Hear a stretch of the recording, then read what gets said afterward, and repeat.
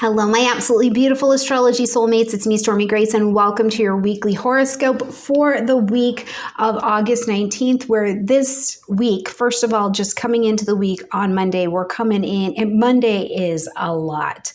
Let me just say that. It's not necessarily like too much to handle or anything like that, but it is energetically a very busy day. But I am going to tell you up front, on Tuesday, it's slightly less energetically busy, which is good because we need a break. We're coming in this week on a full moon week. So we've already had a bit of energy in the days prior to this as that full moon energy was building. And if you're particularly lunar sensitive, you've probably been feeling that pull and come in for a couple days now. But on Monday, we're going to not only have that full moon happening in Aquarius, and it is a little bit spicy. So if you have not had an opportunity to check out my video where I go fully into breaking down just that moon and also giving you a breakdown for where it's at in your particular house, I'll put a marker here and I'll also put it at the end of the video. So make sure you check it out. But we're going to be in the Jupiter-Saturn square as well. And that's not it. We've got Venus in an opposition to Saturn. We've got the sun squared to Uranus. We have got the full moon. Just right after that, we're going to hit a void of course period. Then we're going to have Jupiter square Saturn. And then finally, at the end of the day, taking us into Tuesday for some rest, we'll have the moon move into Pisces so we can assimilate all of that has happened. So energetically, this is busy coming into the week. And then as we close out the week, I think things get a little bit easier. So we need to know that this week, the moon day, getting us started, is a bit heavy. All right, beautiful friends, if we haven't met before, I'm practicing professional astrologer Stormie Grace, and I practice evolutionary and humanistic astrology. So if you like content like that, that's what we've got going on here. If you are not signed up, and in my Astrology 101 Part 2 class that kicks off September 7th, and we're together live. We're going to be together live for 6 weeks as I'm building my school, and you get to take all 6 weeks of course for $67. And not only that, because you're getting in while it's being built, it's good to get in when it's being built. You're going to have lifetime access to this section of your course, even after the school is built. Any updates we add to it, you are going to be in. So I really hope that you're signed up. I know that there are plenty of you that are signed up, and I look forward to seeing you live in our session, going deeper into actually translating that chart, understanding the aspects. How do you put the sentencing together? Because at Grace Astrological Fluency Academy, what we focuses on is having you become astrologically fluent, speaking, reading, and writing astrology. So if that's you, click in the description box down below and join us. And last announcement. If honest to goodness you do not have your natal chart yet, it is really to your benefit to get it. Click in my description box down below. Come and get your natal chart. It's the center of everything that we do here in astrology, and you can listen to the generals all you want, but you really want to know how this is working and unfolding for you. You've got to have your natal chart, okay? All right, beautiful friends, let's do it. Let's get into the week here on Monday, the 19th. And like I said, it is an energetically very, very busy day. Now, coming in early in the day, 2:29 a.m., and that's going to be Mountain Time, so Colorado time. Make sure you adjust your clocks accordingly. We kick into an energy where Venus is in an opposition to Saturn. So first of all, when we're dealing with opposing energy, the opposition wants to get bigger and bigger and bigger because it's pulling in two different ways, right? There's something that you love or you want or you value and you want to attract it to you, and Saturn is like, no, friend, we need to get more serious about that, right? So there's this responsibility tension that is kind of on the table.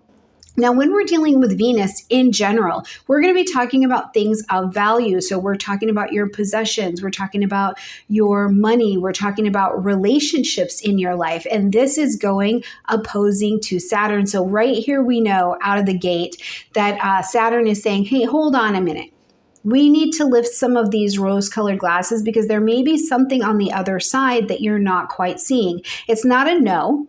It's a not yet because we need a little bit more clarity. But the tension doesn't necessarily always feel that calm and relaxed, like, oh, the universe is very well supporting me. It's telling me not no, but not right now, right? It doesn't always feel like that. It can feel heavy. When we dance with Saturn in any kind of hard aspect, we can feel depressed. We can feel lonely. We can feel like, all of the efforts I'm making are being denied in some way. There's a loneliness component when we deal with Saturn. So instead of going to the loneliness, stepping into the self-pity bar, it's never going to happen for me, this is never going to work out.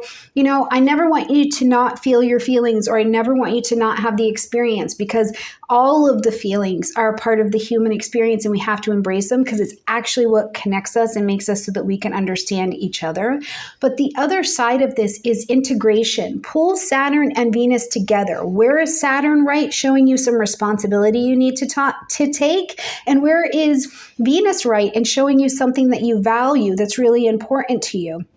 And meet them together in the middle. So I think that this is a really lovely energy to actually try to do a little bit of getting honest and clear and discerning about what it is that you value, and taking the footwork on to bring it to you. What little processes, Virgo, do you need to have in place? And then the Saturn piece inching to the middle is, where are you going to let go and trust God, the universe, your higher self to bring it to you, right? That's the other thing I think I really like about Saturn and Pisces transit right now. And please let me know in the comment section down below if you can resonate with this. There is some level, I think, of Saturn and Pisces where we all have to acknowledge that we are not the force that puts the sun in the sky every day. That we can respond, we are in control of any response we have to any situation, but we're not necessarily in control of the situation coming or going, right? There's this powerlessness feature that is also so powerful that comes with that Saturn energy. But working with it and being responsible for the footwork and the faith work is a place where I think we get to see Saturn really showing up well for us. Now that is only at 2 a.m. bringing that energy in. We're not even in the day, unless of course you're one of our late night workers, then you know you've got this energy under your feet, okay? So I just want you to know too that Saturn will show you what's not working so that you can just adjust your plan. Okay, now let's get into the day where many more of us are probably awake. And this is going to be at 10:45 a.m. We're going to see the sun in a square to Saturn. So as the sun that brings light, heat, life, and vitality is squaring against, Uranus, who wants to bring change. This is a fixed square because the sun is in Leo, Uranus is in Taurus, and those are both fixed signs. So what's squaring against and being asked to change is taking some time because it's fixed. Right? This is not going to be easily uprooted. So the first thing to know is this is an aspect of unpredictability. You're feeling like you're being squished. There's some kind of tension maybe that's on you, and you have to square. The square aspect says I have to do something to get out of this box so I don't get squished, right? So what you may do may be quite unpredictable. It may be quite surprising for you. This could be something where you're like, wow, I would have never done that before. Oh my God, I can't believe I did that. Because with Uranus, you can't always plan for how you're going to have your little rebellion, right? You cannot always plan that. Sometimes you've done it and there it is, okay? But whatever it is, the surprising behavior will lead to what has to come next, right? It's like we have to have that breakdown sometimes before we have the breakthrough. But sometimes the breakdown is simply that I've broken down a set of behaviors that were hindering, and now I've taken a behavior that's a little bit more flexible, a little bit more open-minded, and I'm seeing what other door that allows me to walk through. So the breakthrough could be very, very positive, but it is absolutely set up to be disruptive, okay? And this is all coming to the backdrop of that lounge music of Saturn and Venus being like, you gotta let the universe handle it. So it's like a real hot soundtrack so far for Monday. Okay, when we get further into the day, we've got this full moon happening at 27 degrees of Aquarius. And I'm telling you, please go watch the video on my full moon in Aquarius because I really do a nice breakdown. I break it down for you depending on which house it's happening for you in your chart. So that's really where the nitty gritty is going to be. But for the rest of us, we want to know that the long and the short of it is that this full moon is asking us to end something, acknowledge something, or to make an adjustment. It's a pivot point. We need to look around and observe what's being illuminated to us, observe what's being illuminated to us emotionally, mentally, and we need to make some decisions about how we're going to proceed forward. However, this particular moon is in contact. It is in rough contact, as a matter of fact, with its ruling planet, with one of its ruling planets, Uranus. So again, we have got this energy of disruption. We have got this energy. It's a fixed square, right? Because Uranus is in Taurus. So this is another fixed square of I have to do something, and it will disrupt the pattern. Now, the other thing that this can be is we cannot forget that Uranus is one of our outer planets. So it also governs societies, communities, what's happening in countries, what's happening to everybody in terms of technology, in Taurus currency, food, things like that, okay? So this is a day where we may see countries having breakdowns that will hopefully later lead to those breakthroughs. But when your country or when your community or when your laptop has a breakdown, you are also impacted, right? Are we not? Like there's something in us that has to change and to shift, but we may not also know what it is. I've spent the last few years that Uranus has been in Taurus talking about Uranus essentially sending electricity through a mountain, right? Taurus is that strong, steady, earthy mountain that's like, it's boom, it's been here, it's the structure, it's stable. And then we send Uranus with a lightning bolt through it and wake up a mountain. So, we are, I think, going to hear around the world tales or information about things rumbling, earthquakes, volcanoes coming back awake. Right. And so we have to see how this kind of rebellious, unpredictable energy will also play into our lives. Now, again, I stress it's not always for the negative, right? What happens if we see economically turns change? Taurus is about money. What happens if you see a relationship change direction? Because to rebel just means to go against what was. If your relationship was on the rocks, you know what I mean? It was like being shaken, not stirred, and then poured on the rocks. Then what we have is an opportunity to rebel, to turn away from what was and have a different experience, to either be done with it or to have the exact same relationship under different context. But the breakdown has to happen. And that's the same for money, for romance, for friendship, for relationships with your children, for your career, wherever this is happening in your particular chart. Okay. So if you hear about meltdowns and stuff like that of all varieties on Monday, I really wouldn't be surprised. Now, friends, we're not done. We're not done, okay? Because Jupiter and Saturn are in their square, and this is a major aspect for us to be paying attention to. So as Jupiter, the planet of expansion over in Gemini, is expanding, it's going to be getting ready for its retrograde here shortly. That's going to come in a few months. So either way, Gemini is expanding. It's expanding words, knowledge, communication, networks, connections, things like this. Okay, so Jupiter is there, but also internally, Jupiter is making you go, yeah, this actually makes me happy. This fulfills me. This is the innate knowledge that I have about things that I can share out in the world with other people, right? Now, as it squares against Saturn, we get this experience of this vibration of inner tension. And Saturn's still, again, over there in Pisces. It's this inner tension where it is like, whoa, I really have believed some things for a very long time. And those structures, those ideas, those old beliefs, they are breaking down. And this is so big because I'm telling you, in terms of not just our homes, this is where we have the most powers in our homes, in our bodies, in our own space collectively. There are ideas, there are alliances that are going to be breaking down and changing place. And that's not big, scary. That's what it is. The structures of long held belief, action, work, play are breaking down. But what can come with that, and we have to acknowledge it, is the fear of death, right? The fear of death. Something's dying off and it's changing. And I maybe am not in full control of all of this. It takes us all to this edge of powerlessness in some way. I'm not in control of everything. I'm in control of me. this is what this little garden right here is what I get to be in control of, right?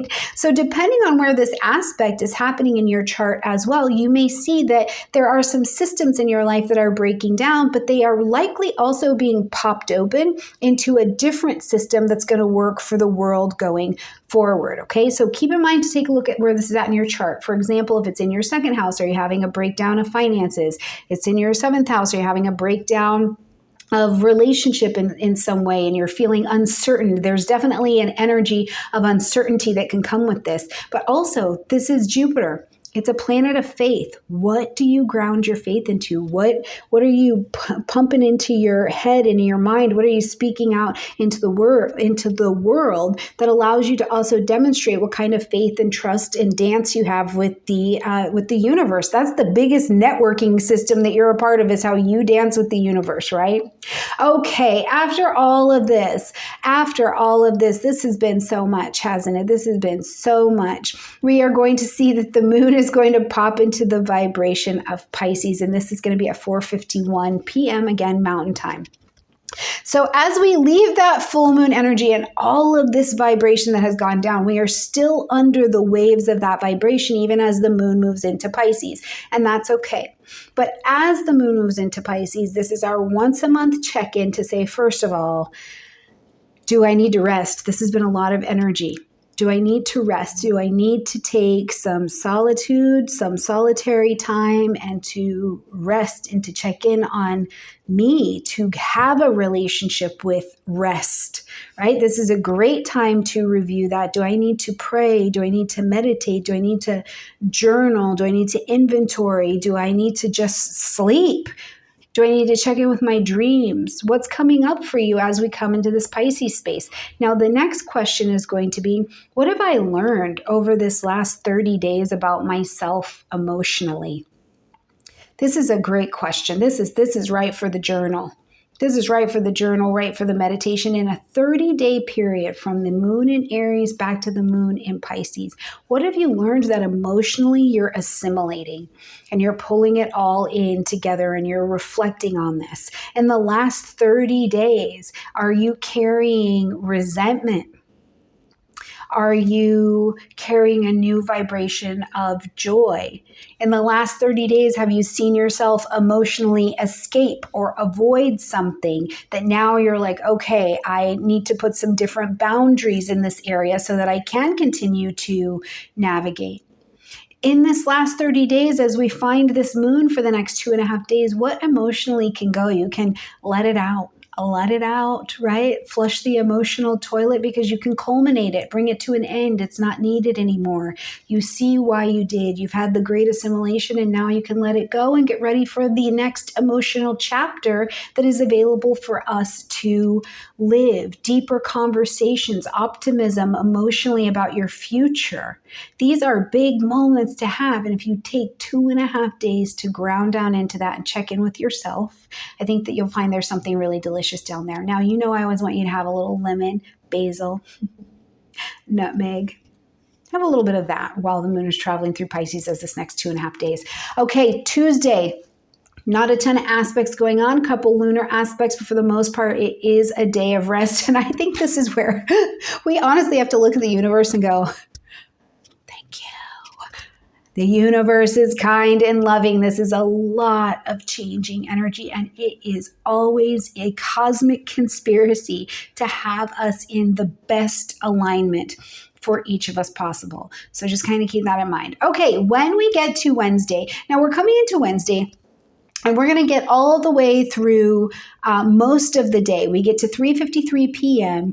and we're going to run into our first big set of energy, and that is the moon popping into a void, of course, position before it's going to move into Aries. So from 3:53 p.m. going all the way to 5:01 p.m., you want to be in the rest period. And again, that's mountain time. You want to rest. You want to put it down, just finish what you're working on. And remember, Mercury is also still retrograde at this particular time, so we're not in the hustle bustle of needing to just power think anything. Instead, what's on your table that's been here for a while that, you could work slowly on and get it done, get it put away.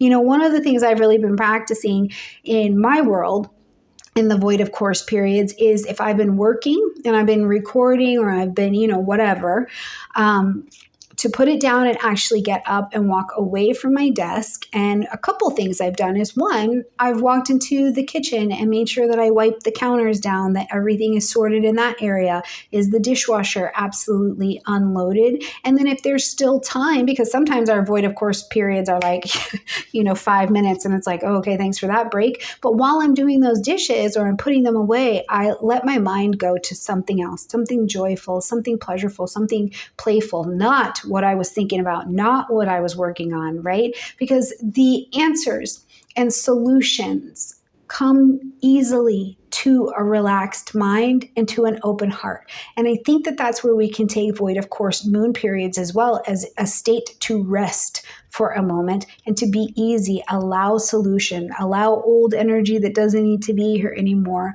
to leave. Now, something else that I have been practicing as well is if I get done with those dishes and we still have 20 minutes left in the void of course moon time, I go set my butt on the couch, or I go set my butt in the sunshine out here and just let my body be loved on by the environment that I am around. So if that is inspiring to you or it helps you in any way, those are some ways that you can practically, I am a Taurus, practice some things during your void of course moon time, okay? Then we're going to get to 5:01 p.m. Mountain Time and the moon's going to shift into Aries. So, okay, it's Thursday, which is actually a Jupiter day in general. And now we're taking on this emotional Martian. Here we go. Right? So we're ready.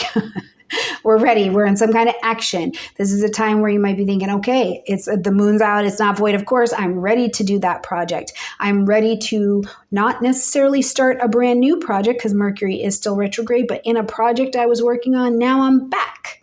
I can work forward on it. I feel a little bit more heat, a little bit more commitment. When the moon's in Aries, I will always share with you to please be hydrated, right? Aries is ruled by Mars. You put Mars in the water sign, the watery energy of the moon, and what we're going to get is evaporation. So you too could be evaporating quickly. You're putting in this energy. You've had a little bit of chutzpah come back online and you're doing, and you're not hydrated. And then, we get in the next 2.5 days and you've got headaches and I don't know what's going on. Very Aries, right? I have a headache, or I just feel like my fire is not on anymore. Make sure you're staying hydrated. Bring spices into your life. Bring spices into your life. Bring cinnamon. Bring chilies. Bring mustard. I feel like cardamom is a mix. Anyways, bring the spices into your life. But also be aware that what you bring into your body, Aries, especially if it's in response to something emotionally, the moon that's going on, make sure you're eating things that are not going to cause unnecessary inflammation for you, right? Because when the moon's in Aries, we're doing these personal check-ins about what do I need to do to be well for me, to course correct for me? What do I need to do to have self-care, okay? These are great questions to ask over this next couple days. Okay, when we get to Thursday, we've got a couple things going. First of all, happy birthday, Virgos.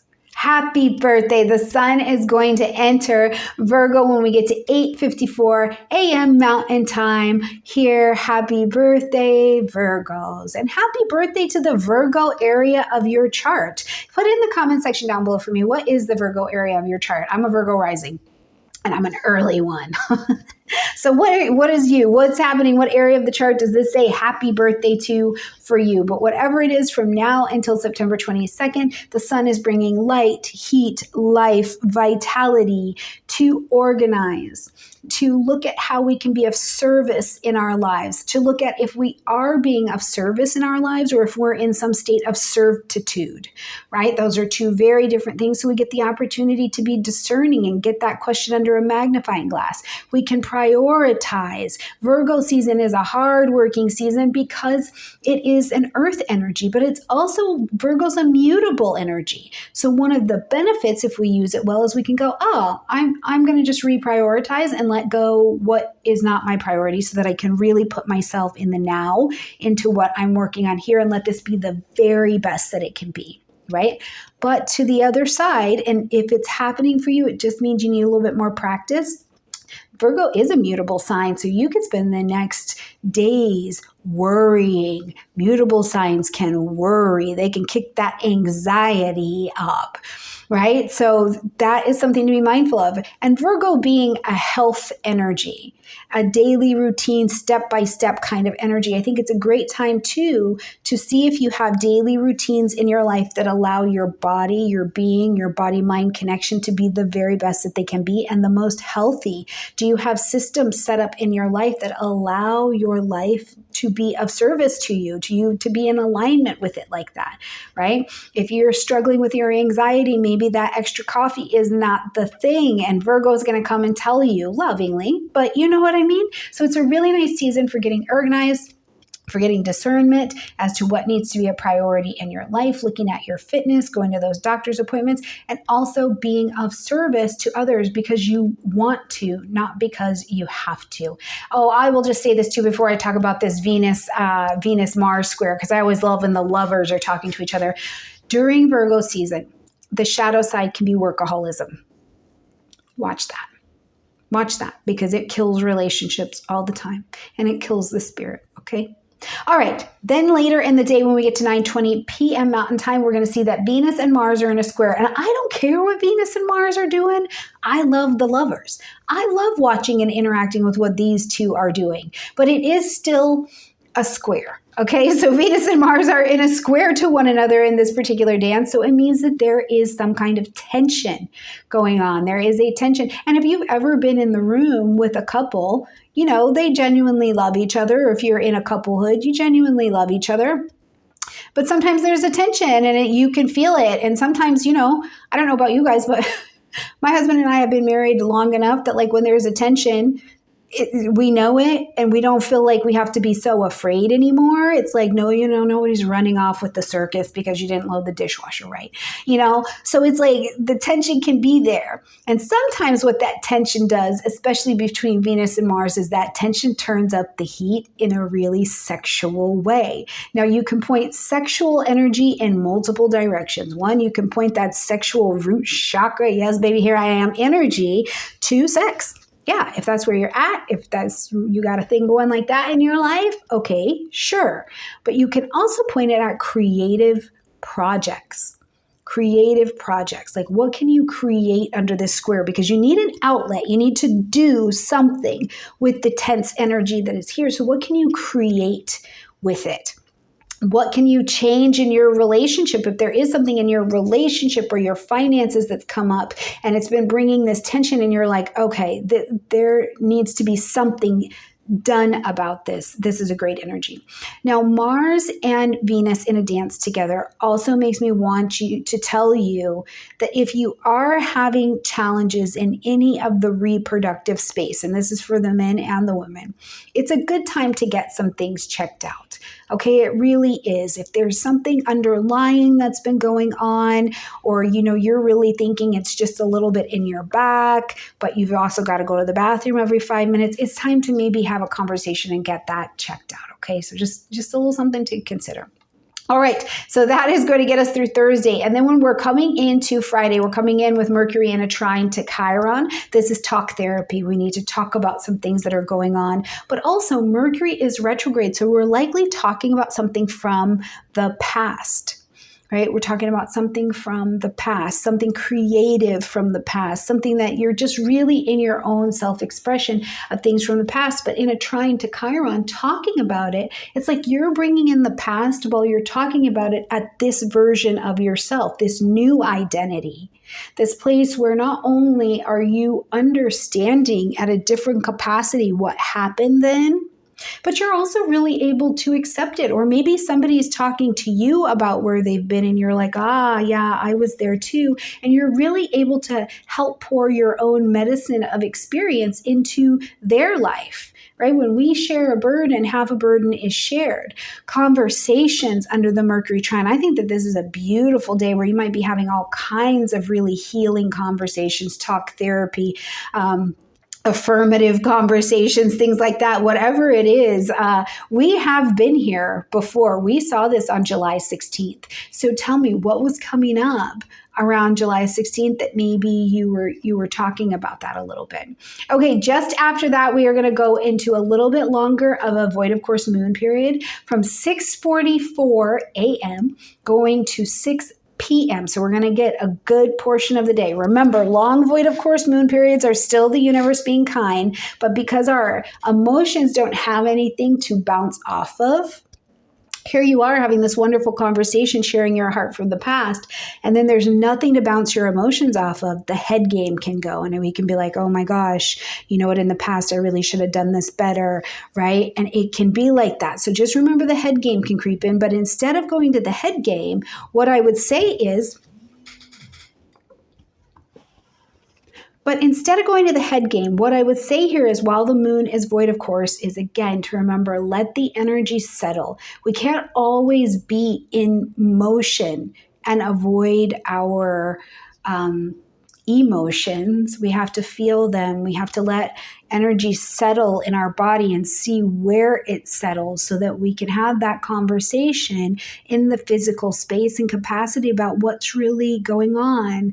You know, sometimes the past as we're seeing it now is coming up a little bit foggy and it doesn't feel like as clear. That's okay. Talk about that. Be in the space, but do it with a lot of love and a lot of ease. Just behind that, we'll have the moon wrap you in a really beautiful, delicious embrace in that energy of Taurus, bringing you home, letting you know that you are safe, asking you what do you need to root so that you can rise? What do you need to ground your energy? What snack can you have that really makes you come back home and it reminds you that you are warm, safe, protected by the universe, right? So this is a grounding energy as Taurus comes in. But also, you know, it is consistency. We need to get into the things that allow you to emotionally strength train so that you can be strong and sturdy enough to navigate your emotional realms, to navigate what is coming into you. Now, bring some roses into your life. Can you bring a little rose perfume? Can you bring a little, everything about me smells like amber and vanilla and chocolate. That's what I smell like, right? Which is funny because I am a Taurus. But for you, where are these warm vanilla, amber, rose scents, honey that you can bring in to come back to your own grounding and steady energy? And remember, our fellows are not exempt from the moon energy. So there's a lot more steady in the world that may also be coming through this, you know, for the next little bit until the moon gets up there on Uranus. And then emotionally, we're like going to be able to have a little bit more outbreaky kind of energy. Now, at the end of the day, we're going to see Mercury come into a sextile with Mars. So when there's a sextile, it's a pocket of opportunity, but we intelligently take action on it. So the opportunity's here and I'm in motion. I'm going to it. I'm working with it. Now, what I do like is that even though Mercury is still retrograde at this point and Mars is living the best. Okay. Mars is going forward. What this is decisiveness. Something you've maybe seen or talked about or had information on from the past. Today you have a decisiveness. And if you don't need it anymore, if it's not working, if it can't continue on in the story, you will Mars cut it away. Remember, Mars acts as the warrior, the surgeon, the sacred gardener, and you have to tend and weed that garden. So what needs to be cut away? Maybe you are writing a course or a book and you're like, listen, these 3 paragraphs are trash, and you cut them away. You know, and it's nice because it's a little bit more decisive. You're not being so much in it. It's like, you know, we can't keep it all. This is not leading us where we need to go. So I really like that energy, actually. Now go back in your life to June 21st, where we saw Mercury and Mars in a conversation then, but it was very forward kind of mentality. Where were you? You needed to be decisive then as well. And now that same vibration is coming back. Okay. Saturday, now we see Mars in a sextile to Chiron, and Chiron is in Aries. Aries is ruled by Mars, so this is a really nice arrangement here on Saturday, and it will take you through the rest of the weekend. As Mars and Chiron are dancing, what do you want to do? This version of you, this new identity that is a lot more healed than you have ever been, it's not looking at your life, you the world through the wound so much. It's looking with a different lens of healing. And it's in this opportunity space with Mars. What do you want to do?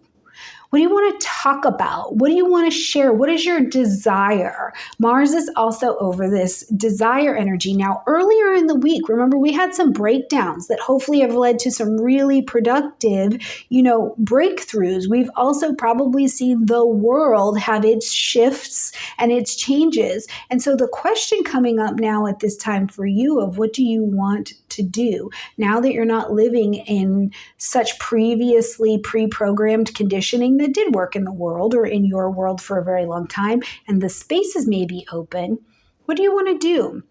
Who do you want to help? How do you want to help them? This is a wonderful question that's going to take you all the way through the weekend. Okay, and when we click over here to Sunday, we're going to ride with that Mars Chiron energy all through the day. Late in the day, we're talking 7:40 p.m. to, what time do I have this? 9:03 p.m. We'll have a void, of course, moon, and then we will have the moon slide into the vibration of Gemini.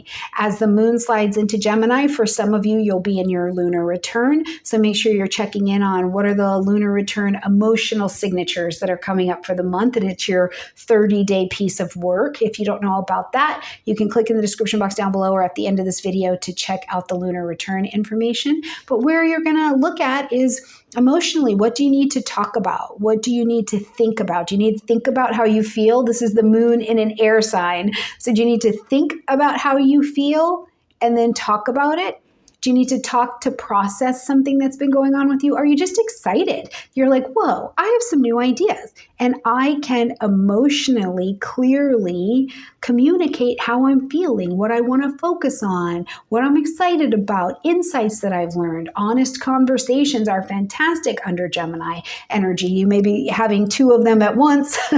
You're sharing all sides of a new truth that you've learned, but it's definitely a busy, busy energy. Now, the challenge of the moon being in Gemini is not to let your emotions whip you around. So hopefully you've done that emotional strength training and resistance training when the moon was traveling through Taurus, so that as the Gemini, energies, your emotions are here and here and here and here. You're not getting whiplash being thrown around by your emotional life. All right, my beautiful friends, I love you a ton. Have a beautiful week. I can't wait to see you in the Astrology 101 Part 2 class. Click and join me in the description box down below. Check out these videos at the end because they are going to tell you about the lunar return. And they are going to tell you about the full moon happening in Aquarius so that you can check that out, okay? All right, friends, I love you, and I will see you next week. Bye, everybody.